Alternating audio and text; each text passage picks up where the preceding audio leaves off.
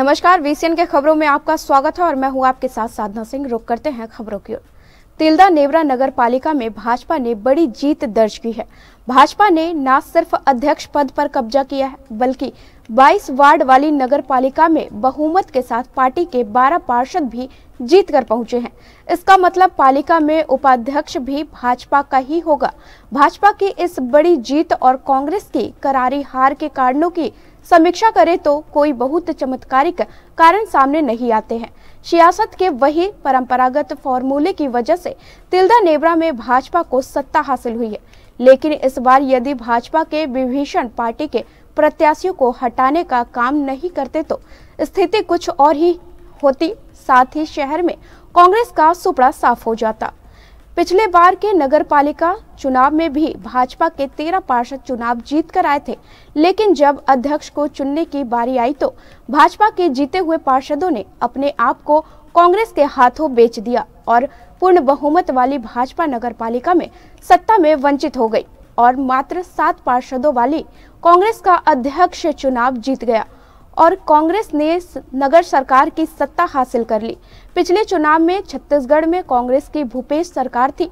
अध्यक्ष को सीधे चुनने का अधिकार मतदाताओं को नहीं दिया गया था। अध्यक्ष को चुनने का दायित्व पार्षदों को दिया गया था। भाजपा के शहर संगठन में रहकर जिन नेताओं ने पार्षदों को कांग्रेस के पास बेचा था, आज भी संगठन में वही लोग पदों पर आसीन हैं। चुनाव के पहले अंधा बाटे रेवड़ी अपने अपने को दे की तर्ज पर पार्षदों के नामों की सूची जिला संगठन को भेजी गई थी, लेकिन जिले में जब सक्रिय और पुराने दमदार पार्षदों के नाम लिस्ट में नहीं देखे गए तो उनके नाम लिस्ट से जोड़कर पार्षद प्रत्याशियों की घोषणा की गई। लेकिन शहर संगठन को जमीनी और जिताऊ प्रत्याशियों को टिकट देने की बात रास नहीं आई और स्थानीय संगठन में दखल रखने वाले तथाकथित विभूषणों ने दूसरा रास्ता निकाला और उनको हराने में लग गए। परिणाम यह हुआ कि जिन 3-4 प्रत्याशियों के नाम की घोषणा जिले से की गई थी, उन सभी को स्थानीय संगठन के लोग हराने में कामयाब हो गए।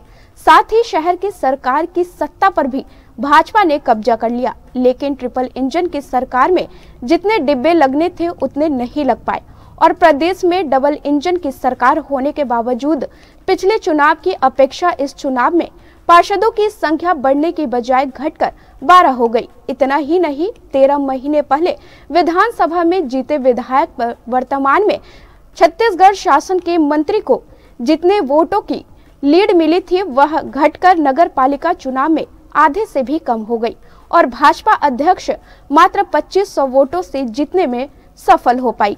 विधानसभा के बाद हुए लोकसभा चुनाव में बृजमोहन अग्रवाल को तिल्दा नेवरा शहर से कांग्रेस प्रत्याशी से लगभग 10,000 से अधिक वोट मिले थे। यदि उस आंकड़े पर गौर करें तो इस बार हुए नगर पालिका चुनाव में भाजपा की बढ़त मात्र 25% हो गई है। यह भाजपा के लिए अच्छे संकेत नहीं है। जबकि पालिका चुनाव के दौरान मंत्री ने अपने चहीते प्रत्याशियों के वार्डों में घर घर जाकर जनसंपर्क किया था। सबसे ज्यादा उन्होंने भाजपा के सबसे मजबूत माने जाने वाले गुरु नानक वार्ड 5 में जाकर मतदाताओं से वोट मांगे थे, लेकिन उस वार्ड में भाजपा को करारी हार का सामना करना पड़ गया और भाजपा का 25 सालों का मजबूत किला ढहकर धराशाही हो गया।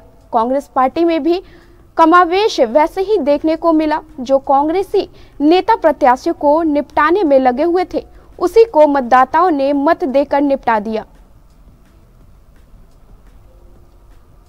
इस खबर में इतना ही। ऐसे ही खबरों के साथ बने रहने के लिए देखते रहिए वीसीएन टाइम्स। नमस्कार।